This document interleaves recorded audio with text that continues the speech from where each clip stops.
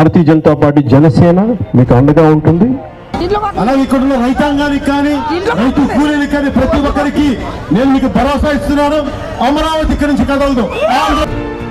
జనసేన ఖచ్చితంగా కట్టుబడి అమరావతి రాజధానికి సంపూర్ణ మద్దతు మనస్ఫూర్తిగా తెలియజేస్తున్నాను.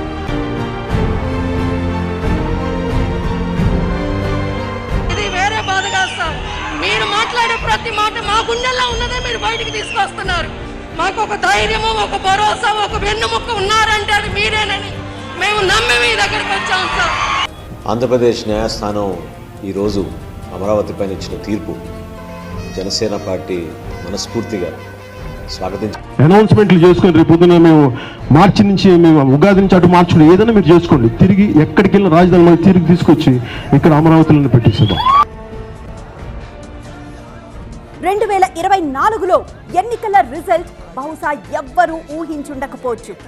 ఎగ్జిట్ పోల్స్ అంచనాలని కూడా తలకిందులు చేస్తూ పవన్ పార్టీ విజయం సాధించింది. కేవలం తన పార్టీని గెలిపించుకోవడమే కాదు, కూటమిని విజయ తీరాలకు చేర్చడంలో man of the match Pawan Kalyan. గౌరవ ముఖ్యమంత్రి గారు ప్రభుత్వ తీర్మానం ప్రవేశపెడతారు.